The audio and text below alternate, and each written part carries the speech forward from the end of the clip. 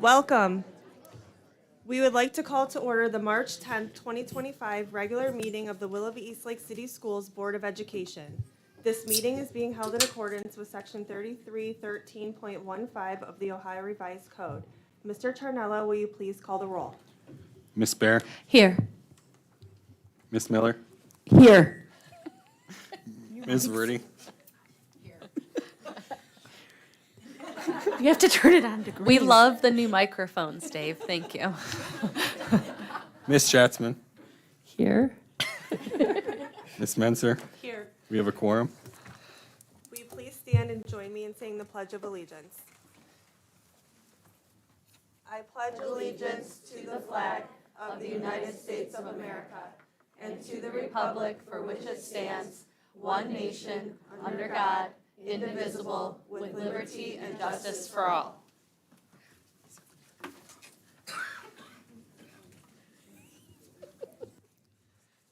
We would like to welcome everyone to our meeting this evening. To ensure everyone is aware of the way these meetings operate, we wanted to share the following. Prior to this evening, each board member has received for their review and consideration the agenda and materials associated with each agenda item for the board's approval. Board members can discuss the items with the superintendent and treasurer. Board members are not permitted per Ohio Meetings Act and Sunshine Laws to conduct conversations regarding board business outside of a public meeting. Tonight will be the first time the board can conduct conversations as a whole regarding the items on tonight's agenda. Board meeting agendas are always available through the district's website for public viewing prior to the board meeting. Community members can always email the board with questions or come and participate in the public comment portion of our meeting. Public comment provides an opportunity for the community to address the school board directly. In order to participate in public comments, participants would sign up before the meeting. When signing up, you are provided a copy of our public participation policy. Participants are asked to abide by those requirements. We will now move on to our agenda. Do I hear a motion to approve item 2A? Madam President, I motion to approve item 2A. Do I hear a second? Madam President, I'll second. Discussion? Mr. Tarnello? Miss Bear, Yes. Miss Miller, Yes. Miss Verdi. Yes. Miss Schatzman, Yes. Miss Menser. Yes. Motion carries 5-0. Dr. Ward? All right, good evening, everybody. This is one of my favorite parts of this meeting. We get to highlight and honor some of our students across all of our schools. And tonight, first up is Edison Elementary School. And so with no further ado, you guys are on.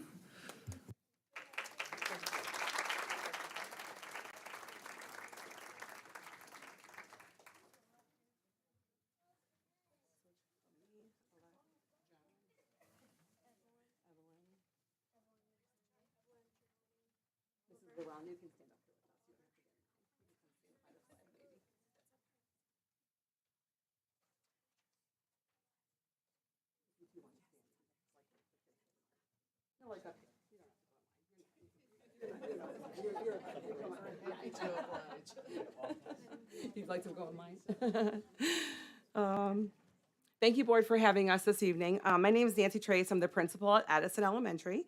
I'm really proud to stand here tonight with our Principal Advisory Committee, comprised of 3rd through 5th graders at Addison, handpicked by their classroom teachers. This year, we decided to focus on community outreach within our Principal Advisory Committee. So we wanted to demonstrate the importance of both community and relationships, and then also just the intrinsic rewards that you get when you're doing good things for people. This time, I would like to let our students tell you about this outreach project and how it aligns with our portrait of a graduate competencies. Sorry, how do I advance the slides? The little clicker right here? Okay. Okay, here we go. My name is Alec Dang, and I am in 4th grade. We decided to partner with the Lake County Council on Aging and their Pet Meals on Wheels. Yes, you heard that right, Pet Meals on Wheels. My name is John McClovick, and I'm a fourth grade. We collaborated with Mrs. Linda Llewellyn, who works for the Lake County Council on Aging. She came to one of our meetings and explained that they collect pet food to deliver to seniors in Lake County who receive Meals on Wheels. We decided to do a pet food drive at Edison to support Pet Meals on Wheels. And since we did this in February, we showed some extra love by collecting some toys for the pets they love too. My name is Evelyn Pastrano and I am in 5th grade. We learned that many of the seniors who receive Meals on Wheels are pet owners. Some of these seniors have trouble getting food for their pets, so they actually share their own meals with their furry friends. We have empathy for the seniors and their pets and felt great about helping them out. We decided not to give rewards to the class that brought the most items because the good feeling you get when you give to others is the reward. My name is Germany Gilmore and I am in 5th grade. We had to think critically when planning about our pet food drive. We had to find a way to collect a variety of items for the 90 cats, 49 dogs, 1 rabbit, and 1 parakeet that needed it. We decided to break it down and assign each grade level different items to collect so we didn't have too much of some things and not enough of others. I'm Linda Llewellyn with Lake County Council on Aging. It was definitely a pleasure to work with Nancy and her principal advisory group of students. They were very receptive to the idea and looked forward to helping us. And they were awesome. If we could give them a round of applause, they did all the work. In the pet food, toy, and treat drive that they hosted, they were able to collect enough food for the pets of our 71 seniors that were receiving Pet Meals on Wheels, for their 88 cats, 45 dogs, 2 rabbits, and a parakeet. They also collected enough so that each pet would have a toy or treat of love for Valentine's Day. It was amazing. Oh, why, thank you. Hi everyone, I'm Bailey Mackey. I'm the assistant principal at Edison. In addition to our incredible experience partnering with Mrs. Llewellyn and Pet Meals on Wheels, we also thought it would be an amazing opportunity to invite Mayor Fiala in to talk to our principal advisory committee, to talk about leadership, his role as the mayor of Willoughby, and community. A few of our students are going to talk about what they learned.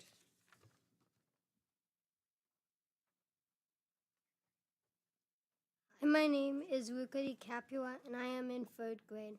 I learned that the mayor collaborates with many different departments in the city of Willoughby. My name is Nari Lemon and I am in 3rd grade. I learned that the mayor has to think critically to solve problems and come up with new ideas for our city. My name is Symphony O'Connor and I am in 3rd grade. I learned that the mayor has to have empathy for the people in our city so he can help meet their needs. He told us he was impressed with our Pet Meals on Wheels project since we showed empathy for the community.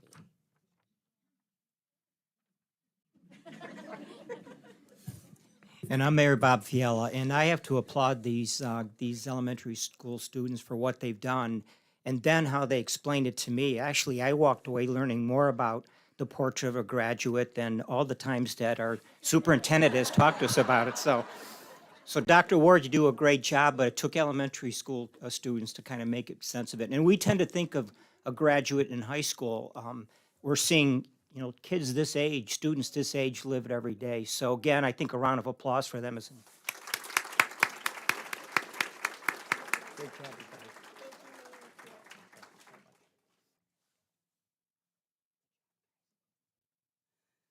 Okay, so our students loved engaging with Mayor Fiala and Mrs. Llewellyn on these projects. And the mayor expressed how impressed he was with just the depth of knowledge that they had even going into it and the level of questions that they asked and understanding the different departments that he worked with.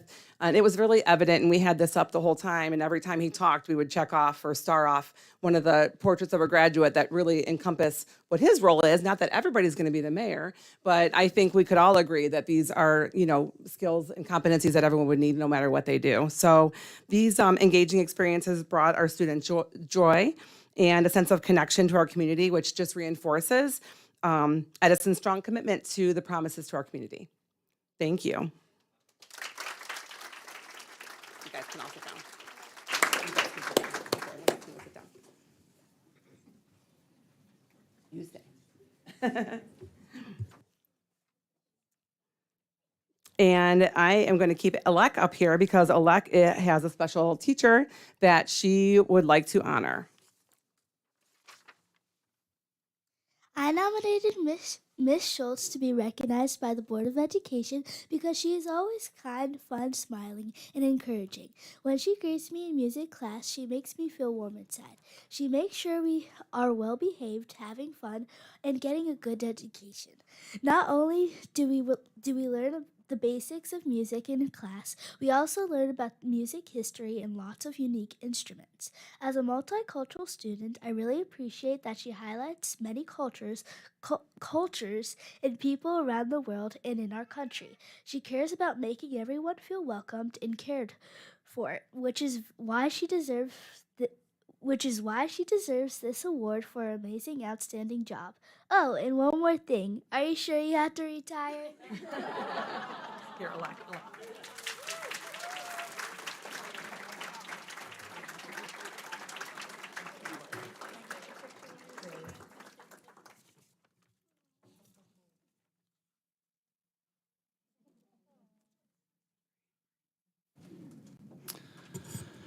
All right, thank you everyone from Edison. Next up is our School of Innovation. Come on down.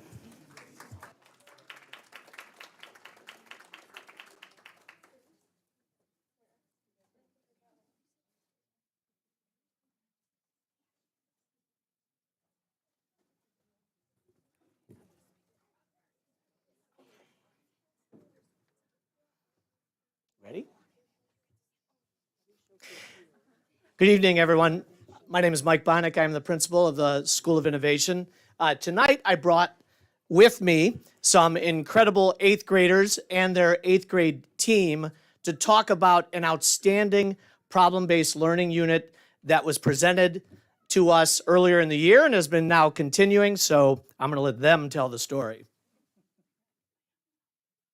Hi, my name is Irina Mazzi. I am a 8th grade teacher at the School of Innovation. I'm also here with Rosie Bukovic, our intervention specialist, and Jessica Pollack, our math teacher. We are missing Tracy Hudson, but the 4 of us have put this project together in cooperation with the City of Willoughby Hills to get them their own Safety Town equipment. They've been borrowing the City of Willoughby's for many years now, and they approached us earlier in the year and said, hey, what do you think? And when we were approached, we said, absolutely, we're all in. Let's do this. And the ladies here will be giving you a recap of where we are so far. Hello, everyone. I'm Kinsley. I'm Lila. I'm Maddie.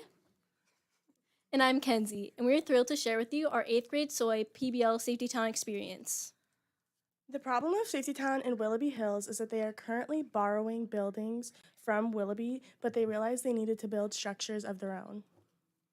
At the outset of this exciting project, we were challenged to create and design 7 unique buildings for the incoming participants of Safety Town. With a strong sense of community in mind, we focused on incorporating local businesses and organizations that give Willoughby Hills its character. Our goal was to not only ensure that our buildings fit seamlessly within the pre-selected space, but also represented the heart of our town. When our 8th grade team heard about this problem, we were happy to help. We immediately started to brainstorm ideas and put our plans into action to get this idea to life.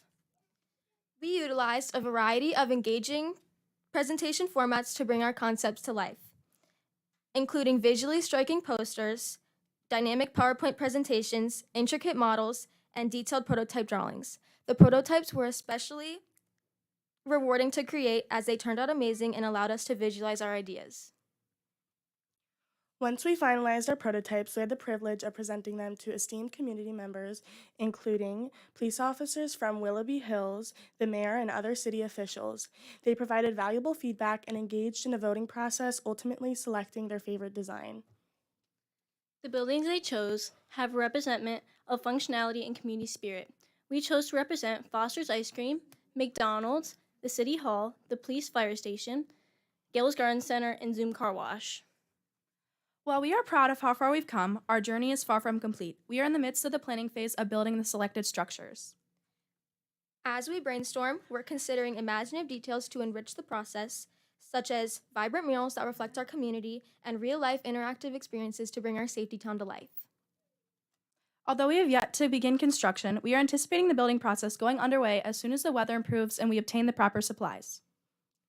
Throughout this PBL, we have developed many skills of a portrait of a graduate, including critical thinking, communicating empathy, and investing in our future. This project will continue to be useful generations into the future, and that's what makes our hard work valuable. Thank you for listening.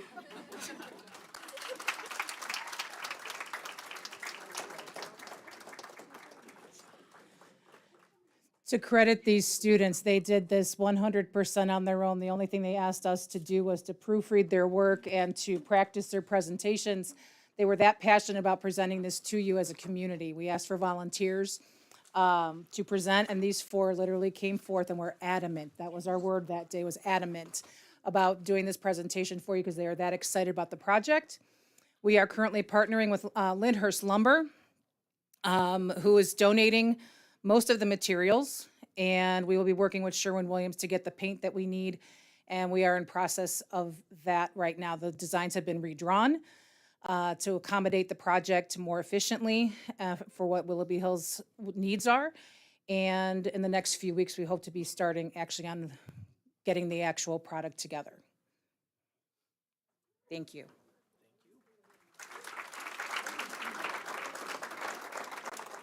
Pretty cool stuff. And like the ladies were saying, we're not done yet. Now we get into the build phase, which is super cool, and it's a perfect example of problem-based learning and real-world application. So thanks again, ladies. Good job.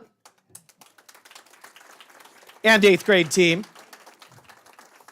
Like Edison, we also have an incredible teacher to recognize, and in order to do that, I'm going to bring up here a couple of members of our advisory committee, Parker Stencil and Tyler Zapola.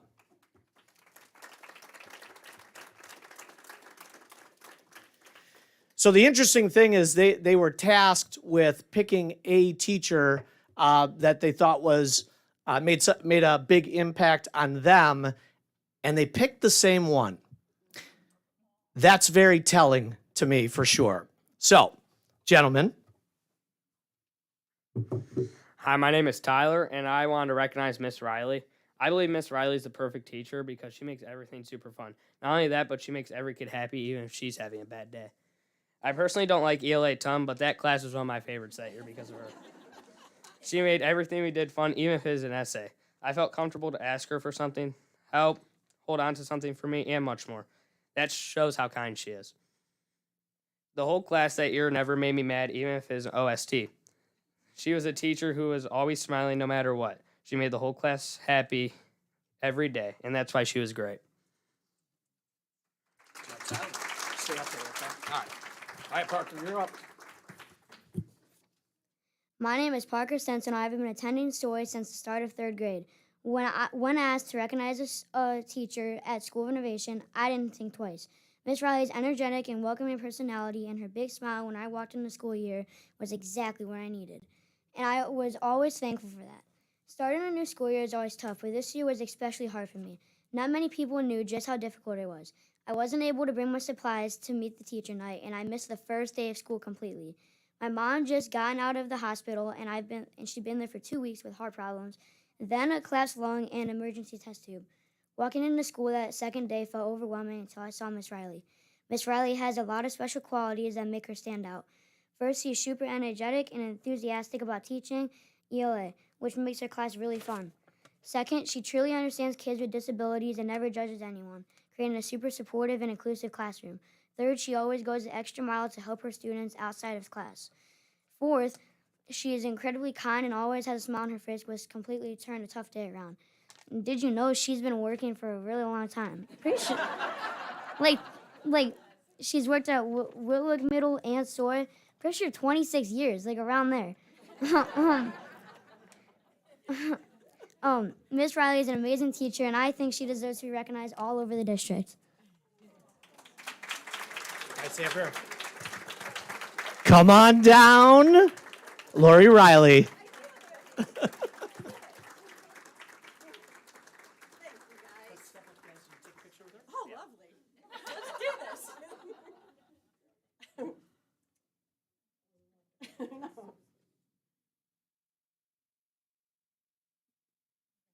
Thanks, boys. Good job, guys.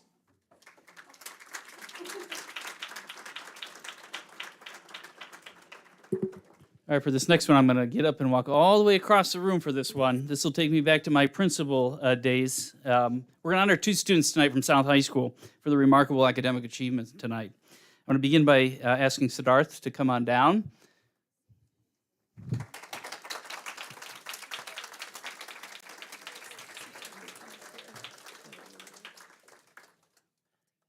I had the pleasure of meeting Siddharth a couple weeks back, and truly a remarkable young man. I'm going to read a few things, if that's okay about you, share it with everyone. First, Sid was named by the U.S. Department of Education as a 2025 U.S. Presidential Scholars Candidate. He is only one of 5,000 candidates in the U.S. out of nearly 3.6 million expected graduates from U.S. high schools this year named as candidates. The semifinalists will be announced in April, and the final scholars will be announced in May. Sid was selected for his overall academic performance and specifically his SAT scores. I had the pleasure of visiting with Sid and talking with him about this honor a few weeks back. He shared his gratitude and fondness for the education he received at South High School. In addition to the strong academic support he received, he credits being involved in student activities, clubs, sports, and essential parts of his success, and he recommends to all students that they become involved in their school to build lasting friendships and develop leadership skills. Ladies and gentlemen, if you could join me in congratulating Sid on this amazing accomplishment.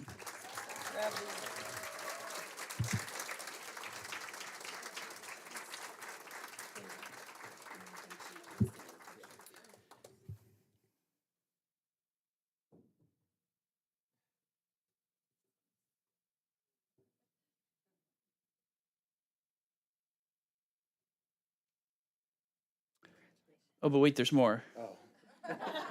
Austin Parker, if you join him at this time. How you doing, sir? Welcome. Congratulations. Exciting. I'm going to read a little bit about both you guys now, if that's okay. So tonight, in addition to honoring Sid, we also honor Austin Parker, one of his Rebel classmates, for being both named National Merit semifinalists. Before reading more about their accomplishments, let me just tell you a little bit about the National Merit Scholarship Program. The National Merit Scholarship Program is through the College Board, and it selects semifinalists based on their scores on the preliminary SAT National Merit Scholarship qualifying test. Finalists are chosen from less than 1% of high school seniors in the United States.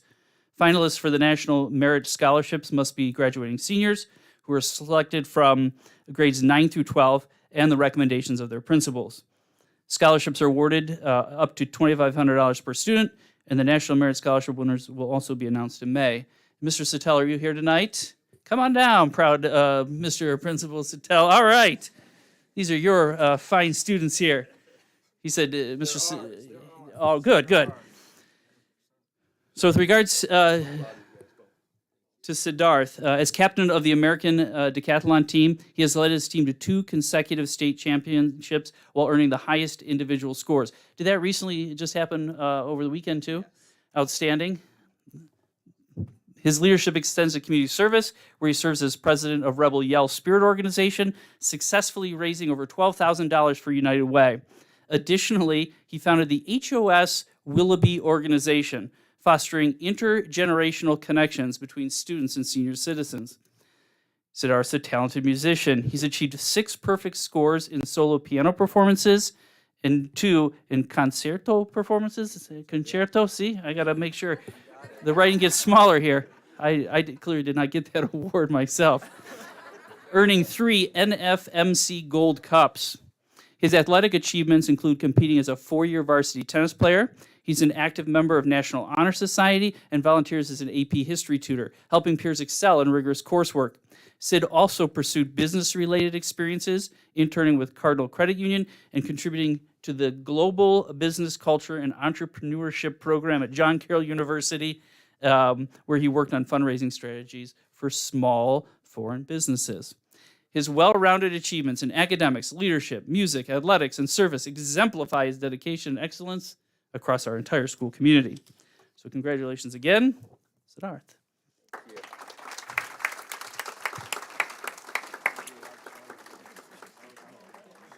Mr. Parker is an outstanding student who balances academics, extracurriculars, and activities and family responsibilities. As a member of the National Honor Society, he has consistently demonstrated academic excellence and a commitment to service. His passion for the arts is evident through his involvement in the Drama Club, where he's contributed to school productions as director of lights and lighting designer. His passion for the arts is evident as well as his involvement in athletics. Austin has competed on the golf team for 3 years, earning varsity letters, and he's also participated in football and lacrosse, showcasing his versatility and willingness to embrace new challenges.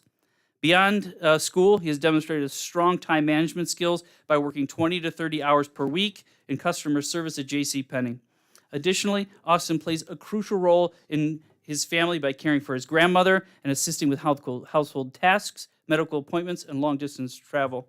His ability to juggle academic, professional, and personal commitments highlights his responsibility, empathy, and perseverance. Ladies and gentlemen, please join me in congratulating Austin Parker.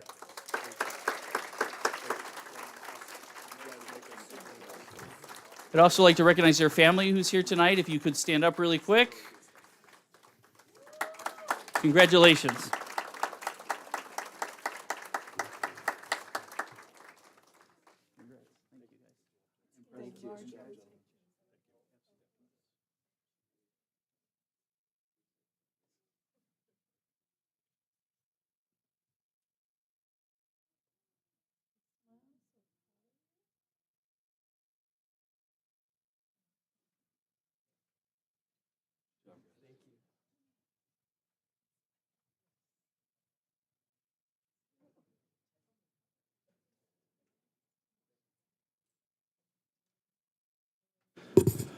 Lastly, Mr. Patrick for our Impact and Connection Awards.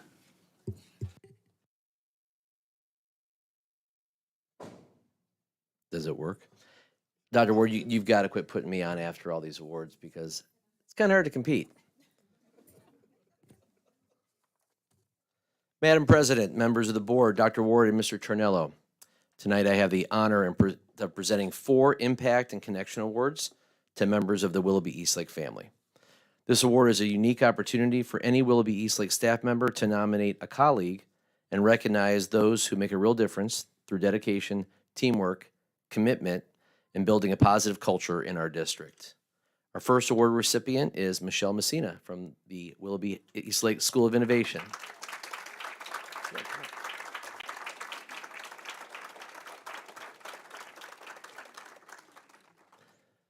Michelle is a School of Innovation's school counselor, and here are some things that her colleagues wrote about her. Michelle is a vital component of our school community in multiple ways.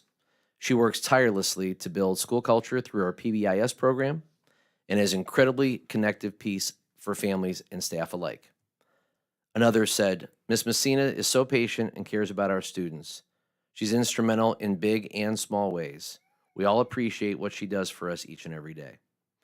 And finally, one of her colleagues wrote, in my short time at Soy, it was evident that Mrs. Messina has made an impression on all she comes in contact with, and we are all better off for being able to work with her every day.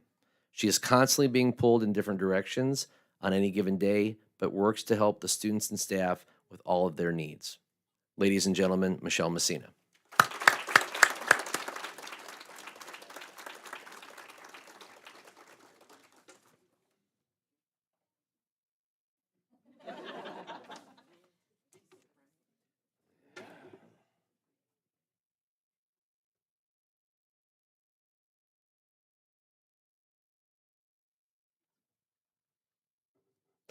Next, we have Amy Beam from the School of Innovation.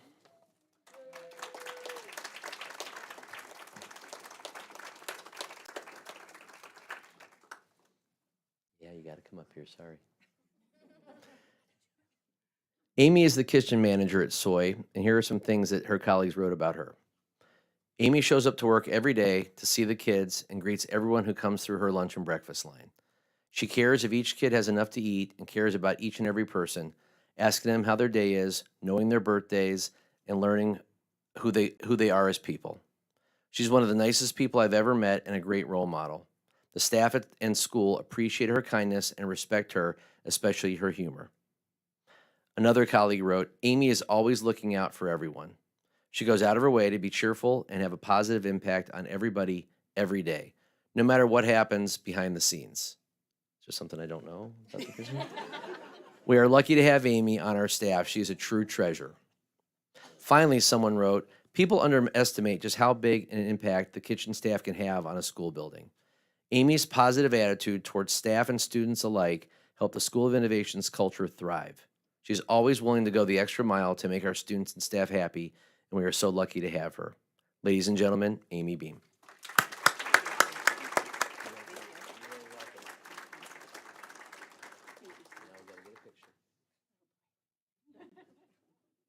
Everybody's favorite part.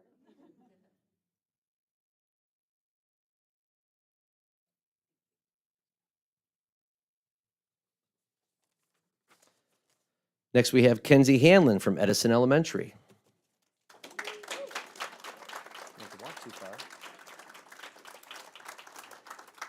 Kenzie is the family liaison at Edison Elementary, and here are some things her colleagues wrote about her.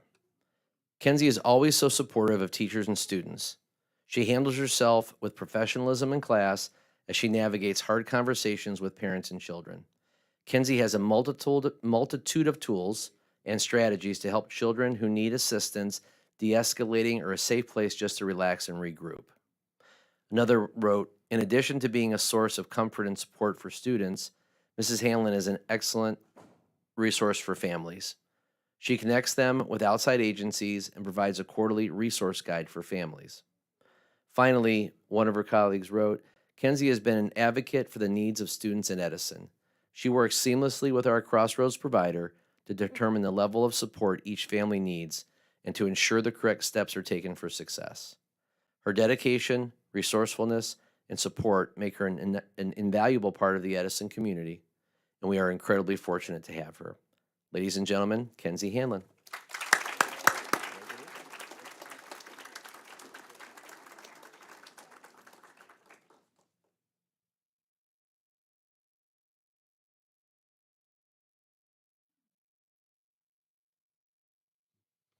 But wait, there's more. Finally, we have Jamie Huber from Edison Elementary School.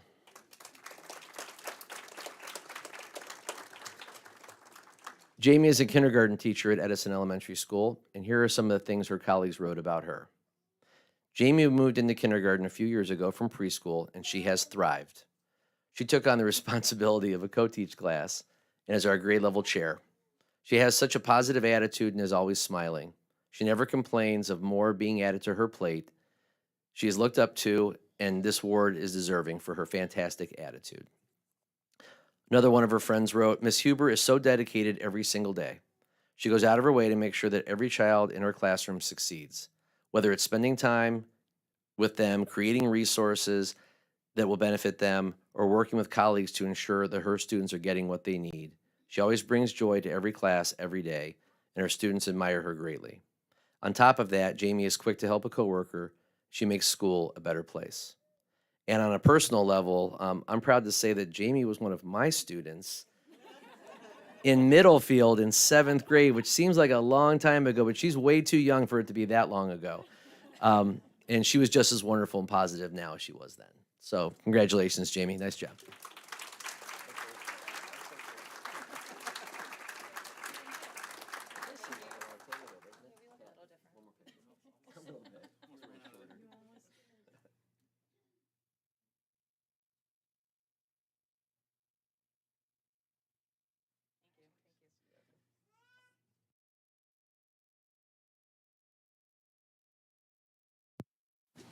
So I think it's easy to see why I could be so proud across the schools we heard from tonight and the faculty we honored. It's truly an exceptional place here in Willoughby Lake. At this time, those of you, you're all welcome to stay. Do not feel, though, like you're obligated. Now would be the right time to leave if you wanted to, because we'll begin the next part of the meeting in a few minutes.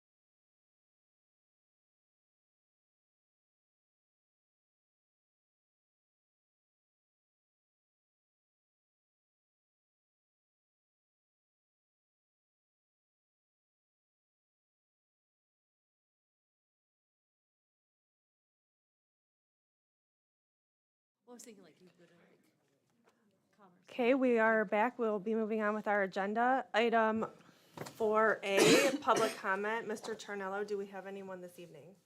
Yes, we have one, Carolyn Kinkoff.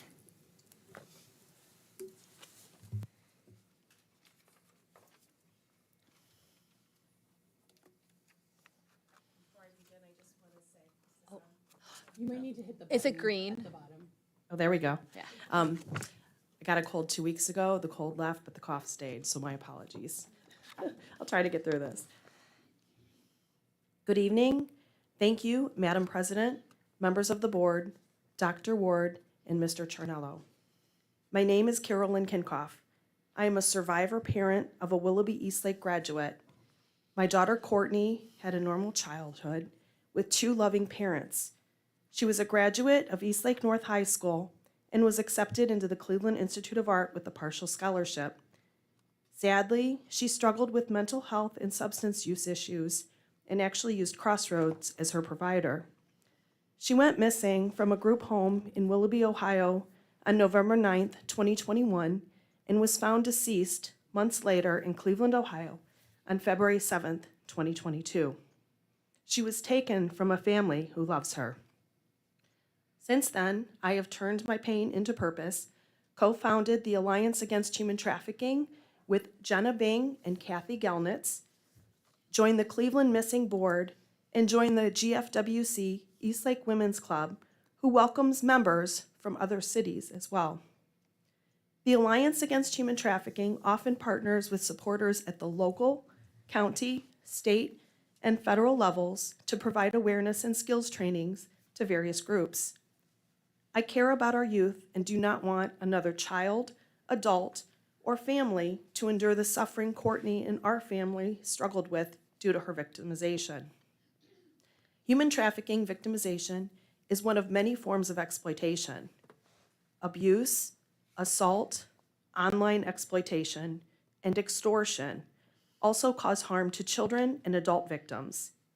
Sadly, these harms can happen to anyone at any age or economic status. However, some victims are more vulnerable than others. That is why it is important to teach youth about trusted adults, online safety, and how to talk about difficult or uncomfortable topics, of course, at an age-appropriate level. As adults, we must become educated so we can be trusted adults. First, we must learn to discern myths from facts and learn to recognize warning signs of abuse and exploitation in our students. Several myths regarding human trafficking include beliefs that people are kidnapped, which is a different crime. Victims are not always held against their will, and it does not only happen in big cities.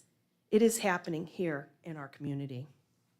Traffickers use physical, mental, and emotional force. They treat people like goods, not humans, and force them to engage in criminal behaviors such as prostitution for money or drugs, or to work for little or no money. If a child is forced to do these things, it is considered trafficking under federal and state laws, Ms. regardless of whether there is third-party involvement. I apologize, but Is the that 3 time? minutes is up. Okay, Yes. very good. I practiced beforehand, and that's actually it. So, there are screening tools and resources available. I'm going to leave you with one phone number, and I'm ending. It's 844-END-OHHT, and that goes to BCI for child victims at the Ohio Attorney General's office. And you may contact me if you'd like a free presentation for any organizations. Thank you. Thank you.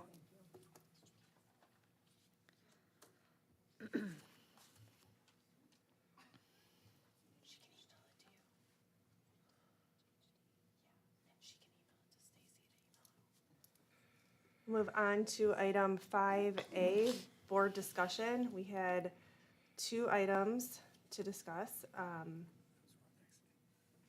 Yeah, I was gonna say. Those were carried over from the last one. Oh, they were carryover. I apologize.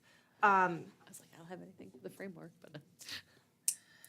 I just wanted to say that I attended a policy meeting with Mr. Patrick last week. There were numerous policies that were discussed. However, due to the short time frame between the meeting on Thursday and today, those first read for those policies will not be on the agenda until the April board meeting. Did anyone else have anything for board discussion? Well, I think I wanted to call out that we are all wearing our shirts from Grant. So we all got to spin the wheel. We now officially have a house. Obviously, Nick and Pat are not proud of their houses. We'll talk about that later. What colors are you guys? So orange, Orange. black. So we're all different. We're all different. We're all different. What are the chances? Well, Jamie and I are purple. But but different T-shirts. that's another thing we need to talk about now. I want a tie-dye. No, it's perfectly fine. I think it's absolutely wonderful that we get to participate in district activities such as having a house. And I heard Soy make mention because they are the OGs of having houses for years and years too. So I think it's wonderful that we get to participate, and I'm excited to return. I'm hoping to go next month. Thank you. I think Mrs. Schatzman is up next with the legislative update. Perfect.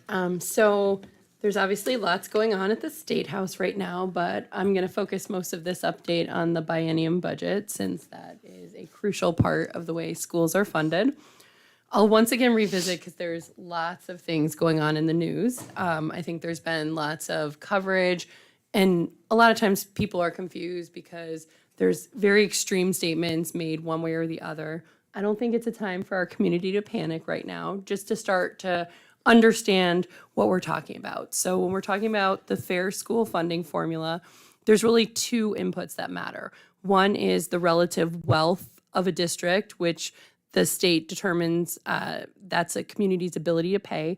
And so that's based on incomes and property taxes. That number is already updated. That's part of the formula. It automatically updates. So all of those higher property values are being taken into account as our community and every community across Ohio's ability to pay. At the same time, there's another side of the equation, and it's just how much does it cost to educate a student? And there's a variety of factors that go in there, but right now those costs have not been updated since the last biennium. So we're looking at 2022 cost inputs alongside of the most recent 2024 property value data. And so that's causing an imbalance, and folks are going down to testify and talk about that. And certainly we would benefit from the cost inputs being updated. However, I think in Willoughby Eastlake, we've been trying to lead the way. We've been trying to do things differently. And so one of our focuses, a major one in this biennium budget, is getting money for our career technical education. So all of you guys got this at your seat. Thank you to Ms. Morley, who's out there, who's been working, I think, tirelessly to get all of the things we want to do in career tech, not only planned out, but also an estimation of the cost it's going to take, and then to look at what money is out there for pilot programs, grants, all of those sorts of things, so that we can use state funds to really promote these programs and to demonstrate what we're capable of. So everything we're doing is right in line with the budget in prioritizing career tech, especially down at the middle level. This talks about them being called immersion hubs, which I love that name. Hopefully you guys do too. So we started talking with Rep. Troy today. We've been talking with our county commissioners about how we can partner with the county. We're going to talk to State Senator Serino about all of this. So really what we're trying to do is tell our story as a district about what we're doing. I think a lot of times I've been watching all the testimony down there, and certainly we could go in and say, yeah, we want the cost inputs updated. But I think the question everyone's receiving back is, and what are you doing with the money? And why do you need the money that you need? You know, we have this 5-year forecast, but that's just numbers on paper. So I talked a little bit to Dr. Ward about this, and what I'd like to suggest is we find some time for a work session in the next few weeks where we really look at our long-term planning in terms of the 5-year forecast. We look at our facility plans. We look at what we're doing in career tech, all of these things, and be able to put together a story that we're telling our community, our legislatures about this is what your money is being invested in. And if for some reason the funding changes, it's not what we were forecasting in the 5-year forecast, we will have a list of things that say, this is how much we're spending here, and we'll have to make some tough decisions. But hopefully, if we can bring that story to life and really talk about what we're doing for kids, then I think it's much harder for any of our representatives say, we don't think you guys should do these great things. So I think that needs to be our focus rather than just always going down and asking and say, because we need it, because things cost more, let's like put a whole picture together of why things cost more. That's what our community wants from us. I think that's what the state wants from us. So I would like to suggest that that's where we put our efforts, alongside of going down specifically to advocate about career tech, which as the budget rolls out over these next couple weeks will become more important too. So I wanted to open that up. So if we were to paint this picture, are we working or collaborating with other boards of education to have them do similar things? Because we're just one story of 600 plus stories. So it's obviously more powerful, you know, when there's more numbers. Have we spoken to other districts in the area to see if they would be willing to also try to tell their story to advocate? I would say that's, I also went to a legislative event that the ESC, the ESC of Northeast Ohio, am I saying that right? Sorry. Hosted for city leaders to really try to educate them at the city level of what's going on. Because I think there's a lot of this whole, you know, property taxes went up and people are looking at where is my money going? What are we doing? I don't think we want to pit city officials against local school boards or anything like that. We all want to work together and collaborate on solutions, right? So I think the guidance was tell your story. I think what we're proposing to do is a much deeper level of that than maybe other people are doing. We can certainly encourage them to do it. I think we would be like setting a great example if we did that. But I do think the message is you have to go down and tell your individual story. At the same time, you might see lots of templates floating around because, you know, our partners at OSBA or OSBO or BASA are saying, well, if you don't know how to do this, here's a template. But I just think we're honestly beyond that with what we can do and what we can bring to the table, which would help us and hopefully help other schools too to see what the options are. What are our timeframes to have this completed so it's submitted in time for consideration? So this week, they're hearing testimony in House Finance Committee. Then the following week, so we're talking about like the second and third weeks of March, they'll be making omnibus amendments. Then it will go back to Senate Finance, and they're hoping by the middle of April to vote it out of the House. So I would say we would want to do this by the middle of April. That way we'd have plenty of time before it goes out of the House and into the Senate, which is where we'll see lots of changes as well. But it would be really great, especially we are lucky that our state senator is the head of Senate Finance. So if we can tell a good story, I think it's really compelling in terms of where the budget is flowing. And I think that would make sense for everyone. I think it's a great idea. I think it's important to advocate for our district, and I think we have a lot of exciting, cool things that are going to be happening, and I'd love to brag, to be quite honest. I think it's a great idea. Yep. Yeah, I'd like to add Uh-huh. to that. I want to thank you so much for Yeah. the work that you put into this. It just always amazes me what you do, Jamie, and how you articulate it so simply to us. Thank you so much. Oh, thanks. And yes, I think that is a wise thing for us to get together for a work session. I would love to be a part of that and collaborate and also for us to lead the way with this and set an example, you know, so I'm really excited about that. And also, I just wanted to ask you, Jamie, are you Italian at all? No, but I guess I wish I was now. Why? Because she talks. Oh. with her hands. I'm gonna have to sit on. I think I'm gonna have to sit on my hands. I'm just so. You would not be able to finish your conversation if you didn't have your hands. I'm just so passionate about school finance and kids and life. So are we thinking like April 18th at latest? Or do Yes, you want to bring it back and up that to the is my 11th? daughter's birthday, so not that day, please. Not It's that also day. Good Friday, so Okay. I will say before that, hopefully. But Yes. yeah, so I think it would probably take us.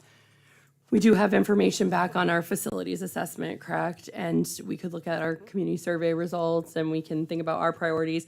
So probably a couple hours. So I don't know if there's either a night we can start at like 5:30 or 6, or potentially if we wanted to try to do a Saturday morning. I don't know what people's schedules are like, but maybe we could decide whether it's like weeknight or Saturday or weekend right now, and then based on that, we can send our availability to Nick and figure out a date. Outdoor soccer season starts the 14th of April, so if we can get done before that, I'd be really grateful.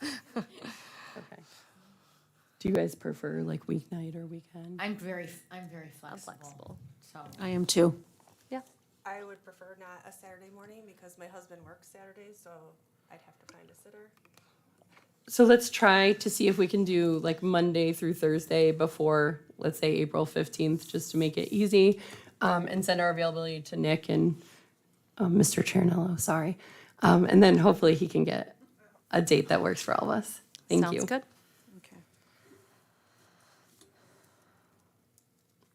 There are a variety of other bills about property taxes, different things, which all have their own impact on how this will play out that we're keeping our eye on, and I'll let you guys know as they progress. But there's nothing that's been voted out of committee right now that I think we really need to talk about today.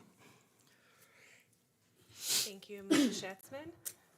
Move on to item 6A. Do I hear a motion to approve the minutes of February 10th, 2025? Madam President, I motion to approve item 6A. Do I hear a second? I'll second that. Discussion? Mr. Charnello? Ms. Bear? Yes. Ms. Miller? Yes. Ms. Verdi? Yes. Ms. Schatzman? Yes. Ms. Menser?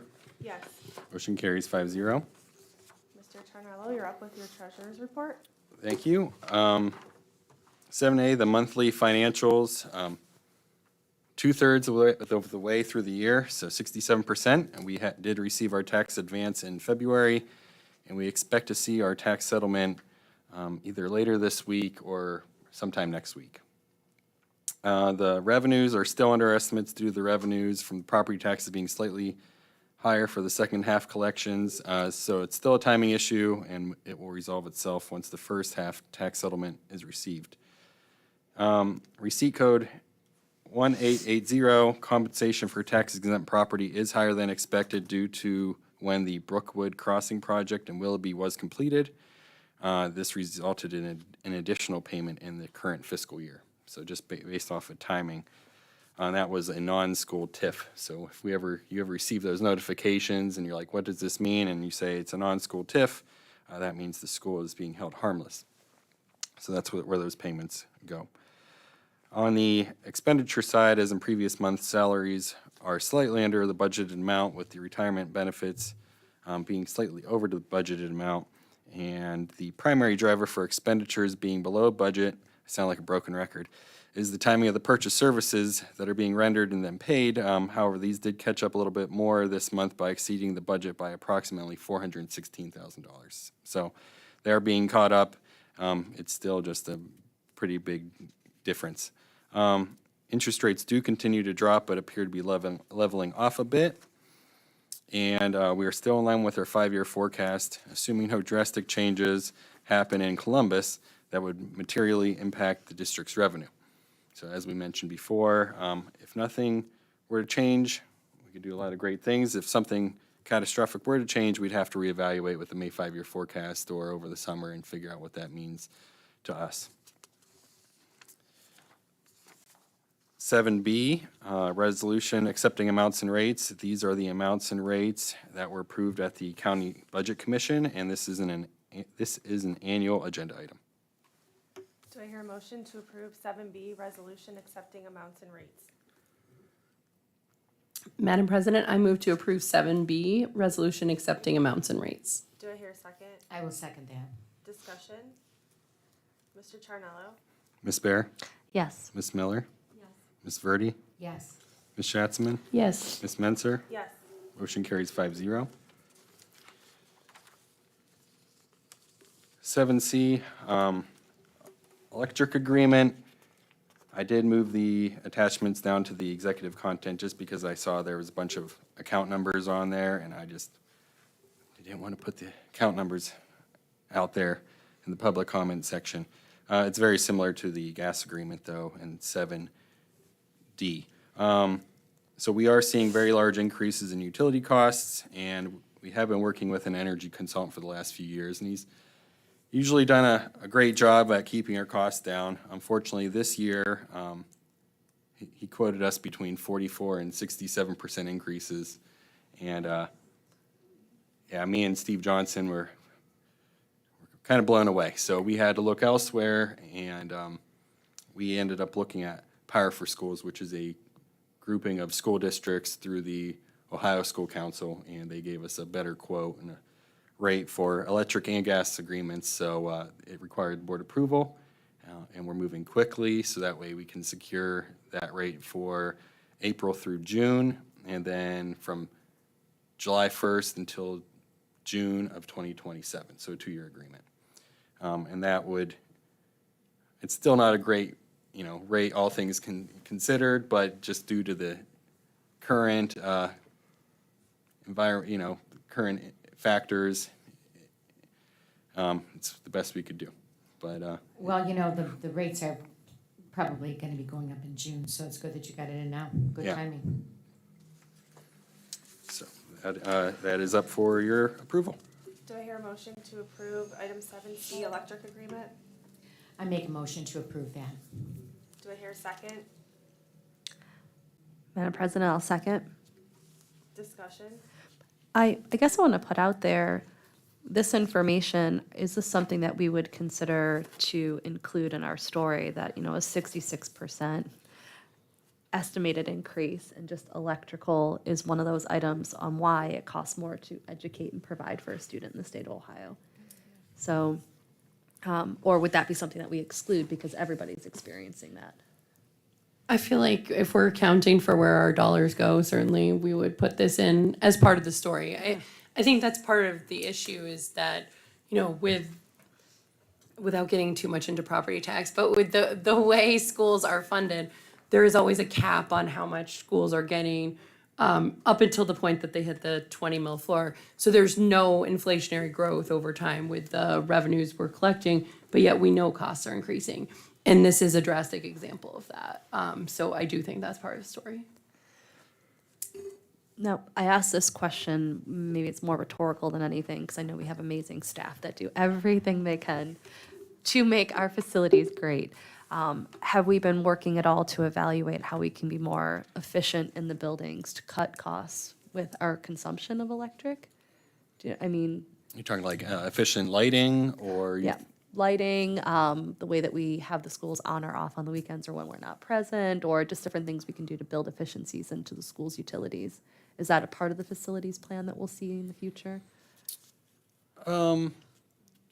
There are improvements and upgrades to the buildings. I'm sure lighting projects could be a part of that, especially when you do have, dedicated funding over there to say this is for buildings and this is like a 3-year break even on, the lighting project. When you have that commitment over there, you can have those kind of projects. We've done some, but not probably enough.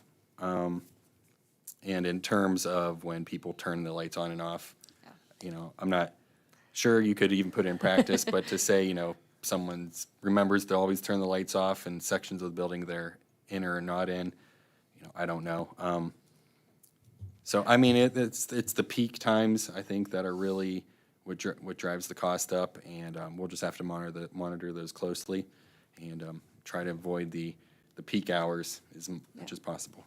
I just think when we're telling our story, somebody could push back and say, oh yeah, it increased, but maybe your consumption increased. Or what variables do you have control over to cut your costs, not just ask for more money? So I think those are things we should consider as well. Yeah, also just to add, in our newer facilities, the lights turn on and off automatically. So like when there's no motion, the lights go off, right? We have a lot of older facilities where the only time the lights are off is in August when it's really hot, because we know those buildings get really toasty upstairs. So there's a difference between, our 13 campuses. It's hard to say just, unilaterally across all of them, the best places that we can save. But I do know the newer facilities, all of that's taken into consideration when they build the facility, costs aside. So it's important to note the differences there as you kind of travel our 30 square miles. Any further discussion? Mr. Charnello? Ms. Bear? Yes. Ms. Miller? Yes. Ms. Verdi? Yes. Ms. Schatzman? Yes. Ms. Menzer? Yes. Motion carries 5-0. 7D, gas agreement. Much like the electric agreement, we received increases between 10 and 24%, so not nearly as much as the electric increases. However, we felt it would be good to align with Power for Schools for the gas agreement as well. Do I hear a motion to approve 7D, gas agreement? Madam President, I motion to approve item 7D. Do I hear a second? Madam President, I'll second. Discussion? Mr. Charnello? Ms. Bear? Yes. Ms. Miller? Yes. Ms. Verdi? Yes. Ms. Schatzman? Yes. Ms. Menzer? Yes. Motion carries 5-0. 7E, while we are on the consultant termination tour, we also have the liability fleet property insurance proposal.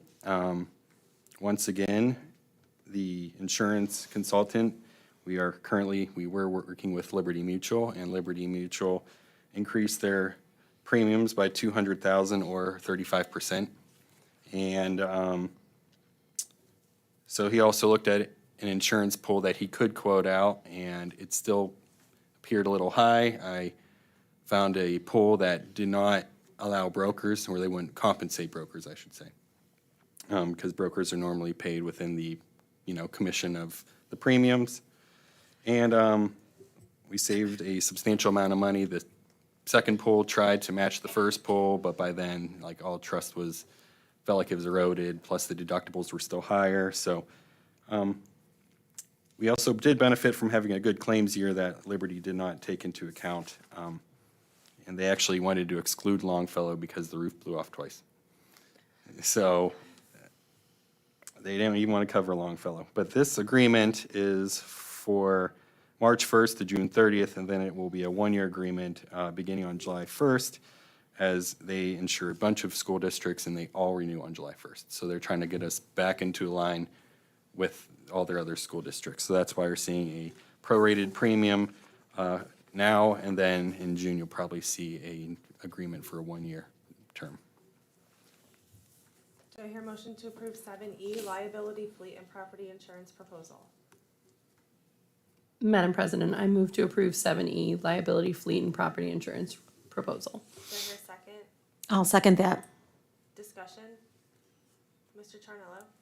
Ms. Bear? Yes. Ms. Miller? Yes. Ms. Verdi? Yes. Ms. Schatzman? Yes. Ms. Menzer? Yes.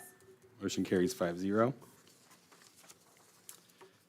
7F is 457B plan administrators. So we did a bunch of these last month, and since the Ohio Deferred Comp is not through our TSA administrator, we had to do this one separately. And we didn't even think about it until someone asked us, what about Ohio Deferred Comp? So that's why you're seeing it as a follow-up item.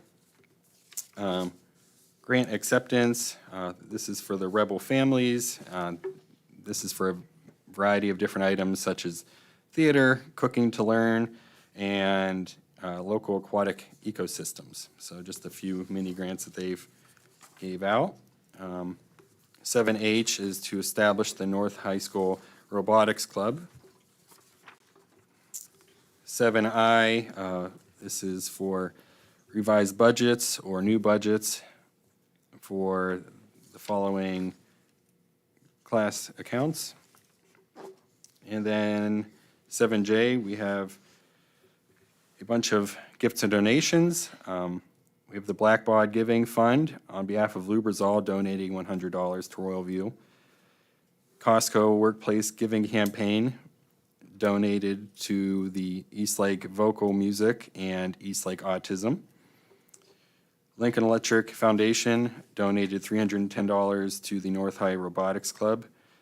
Royal View Elementary School PTA donated $2,891.29 to Royal View for field trip transportation. The Downtown Willoughby Cruisin' donated $500 to Eastlake Autism for student outings. The Martha Holden Jennings Foundation donated $2,500 to the Superintendent for Travel Expenses to the AI show in San Diego. Fairport Harbor Robin Reel Association donated $100 to South for fishing supplies. Richard E. Ward Sr. donated a 2002 Chevy Trailblazer to NCI Willoughby Auto Tech. Babcock Vocational Education Trust donated $10,478 to NCI Maine for tools. Bill Brendren and others, SH South High School staff, donated $100 to South High School for fishing supplies. Willoughby Eastlake School of Innovation donated $4,000 to the superintendent account for blue ribbon supplies and shirts. This is a reimbursement for those items, and not to Dr. Ward personally. The Willoughby Eastlake School of Innovation donated $2,433 to the School of Innovation for field trip transportation, various project supplies, club shirts, and guest speaker. I swear I'm almost done. And South High School class of 67 donated $413 to the South High School for the English Department for Richmond Activities and Supplies, and Nancy Knack donated $100.98 to the Eastlake Autism for Willowick Middle School shared transportation costs to the Menor High School Fine Arts. So thank you to all those donors. Thank you. Dr. Ward, you are up. All right, we're going to go ahead and switch it up a little bit for our steering committee number 4 update. A little twist on this one, so go ahead.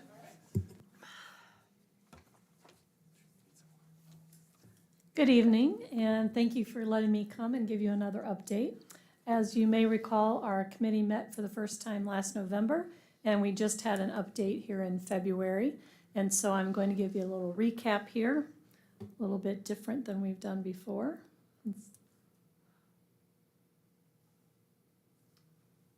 Dave, sound?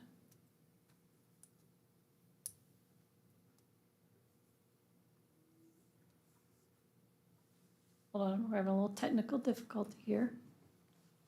Should we all turn around and stare at Dave to make it even more difficult? Like that's going to really help, right?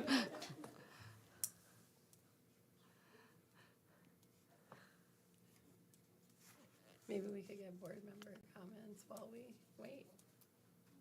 If someone wants to weigh in. I was sick. I don't, who was there? Which board member was at this committee?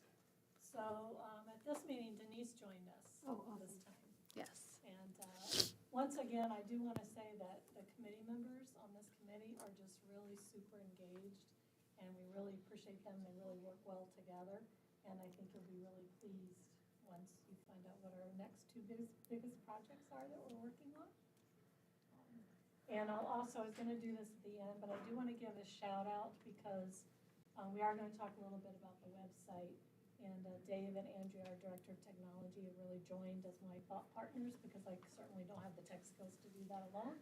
So they've been a big help. And then we're also working on some ideas for our alumni network. And Brian has agreed to tag along with us on that project as well. So when you talk about those competencies, this collaboration and creativity, it's all joined together.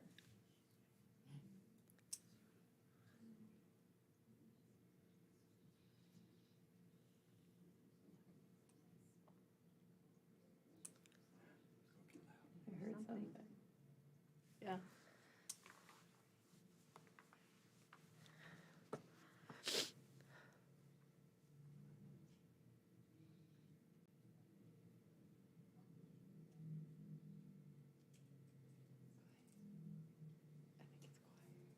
And if you can't get the sound working, then I can talk us through it if I need to. Yeah, I can hear it through in here. Put the microphone up to that. I don't know where it's coming from.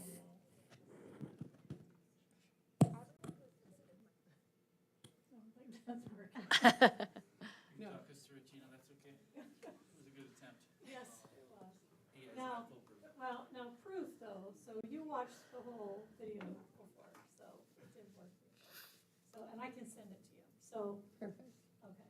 So up here, our You Ask, We Answer form that we're using, everyone's getting really quick responses on that. Our community survey was completed and we're analyzing the data. Our social media has really been blossoming, and I want to give a shout out to all of our buildings because they're really contributing to that. And then our District Insight staff newsletter and our community updates, we're continuing to showcase Portrait of a Graduate and the shared vision. And so at this last meeting, the committee decided that the next 2 big things that we really need to work on, which you know were our goals, were to create a new website. Yeah. And so we spent a lot of time, we looked at different sample websites.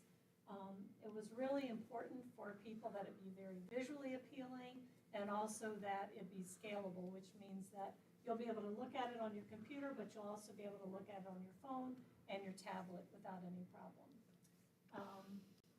We're also looking at some rebranding and including on our website some information about our district profile and also highlighting some of the innovative things that we're doing. The next big project was the alumni.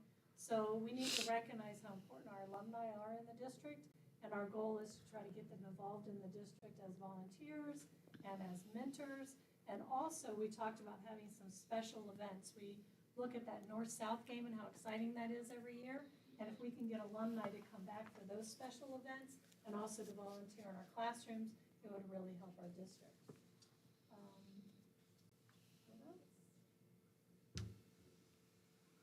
We're going to, on our new web page also, we're going to have an alumni network page. And we're going to create a database. So we'll be sending something out via social media here pretty soon.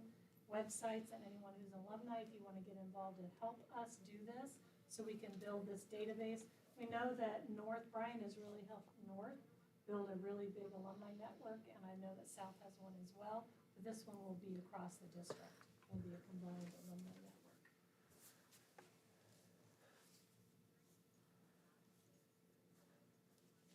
Talk faster than the video on that one.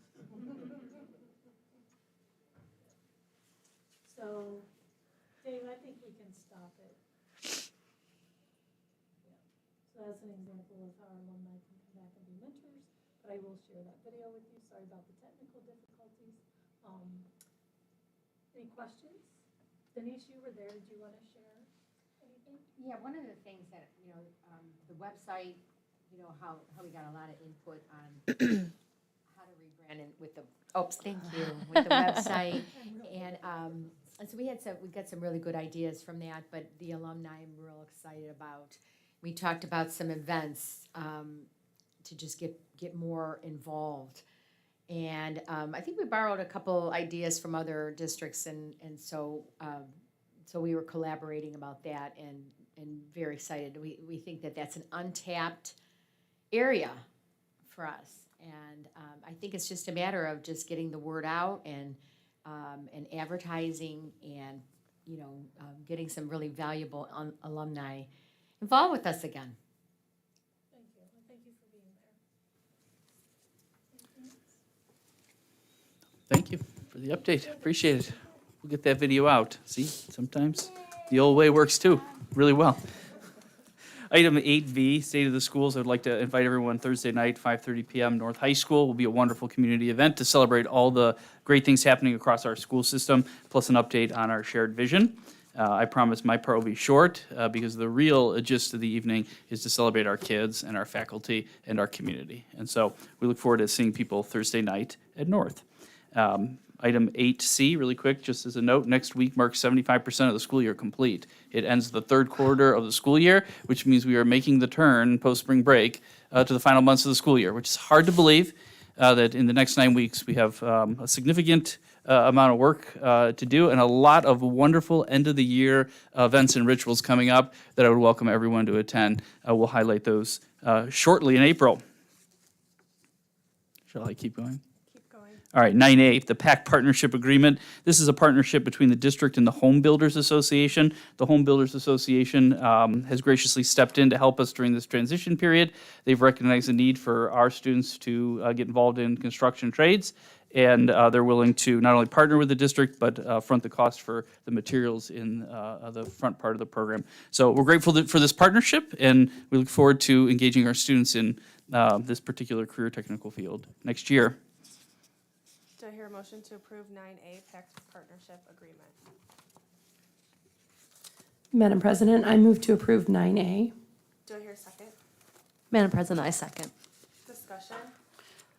Just again, Oh, go ahead. I was just gonna say, this again just demonstrates how we can give back to our community and they can help us, and we partner with businesses. And this is a way that, many of us hope their children will graduate from Willoughby's Lake and stay here and live long lives here. So it's just so nice to see us saying, what's in demand in the area that we live? How do we support businesses? How do they support us in return? And it's exciting to see this come to life. I was just going to say it's a big thank you to district leadership because it went from idea to action fairly quickly.